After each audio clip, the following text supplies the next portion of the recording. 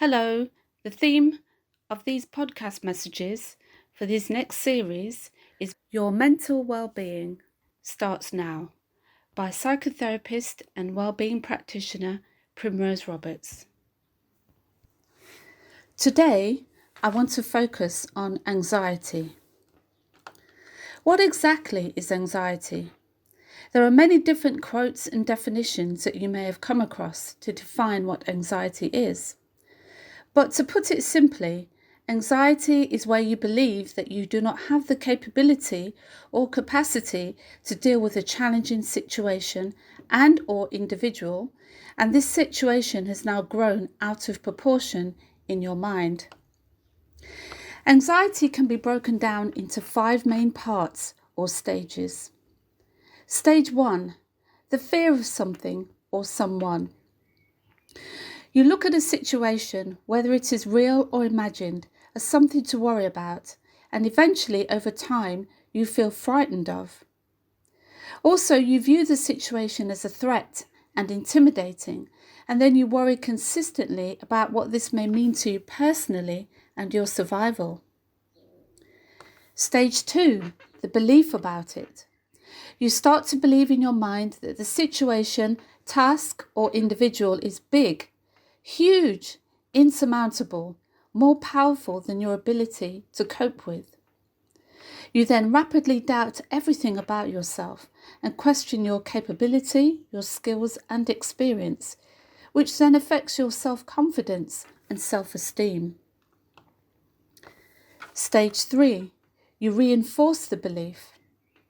You rehearse in your mind that you can't deal with, cannot face, or cope with this situation, resulting in you being unable to resolve this challenge and becoming frozen. You then become unable to find ways to solve the problem, and instead you see the whole picture getting larger and larger, hence the feelings of being overwhelmed.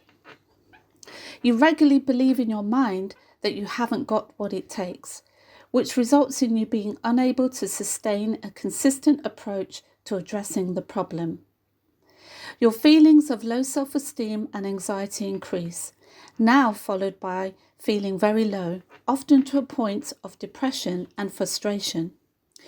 You begin to give up and see yourself as a failure, which causes self-defeating behaviours and seeing challenges as enormous obstacles to overcome. Stage 4, the re-evaluation. What do I mean by this? Well, you begin to question yourself more deeply as your mind tries hard to work out fact from fiction. You begin to recognise the faults in what you were thinking and seeing. You then begin to understand that maybe there are other perspectives and ways of dealing with a pressing issue. Stage 5, the recovery. So how does this happen? Firstly, by questioning yourself. You begin to recognise your own strengths and capabilities for dealing with issues, and now you start to remember what you dealt with in the past. You also realise that things appeared fearful because you had forgotten your strengths and your own power to resolve the issues. You also begin to look for solutions and strategies that will help you. This may include seeking advice and help from other people.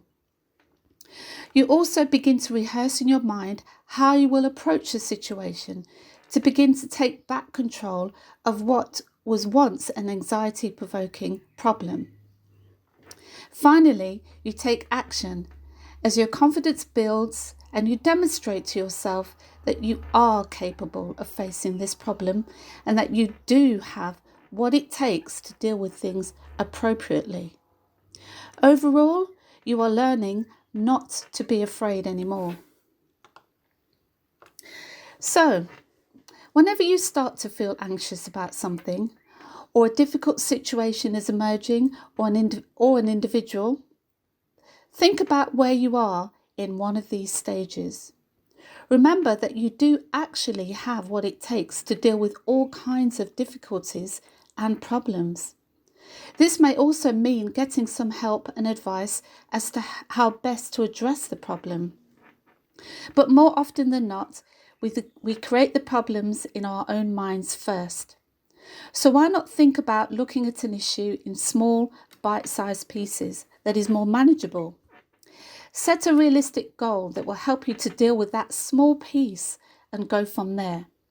For example, if you have a big project to do, divide the project into smaller pieces and list a set of necessary actions next to each section of the project. Then decide which section is the most important to do first by setting a clear time scale, very simple one, and a schedule. This approach will help you to achieve your goals and reduce your anxiety. Include deep breathing and relaxation techniques to help calm the tensions in your mind and body. I encourage you to listen to this message as many times as you wish to help you to reduce your anxiety, release that burden, and to build your confidence and self-belief again. This podcast message can be found at www.bluediamondwellbeing.co.uk.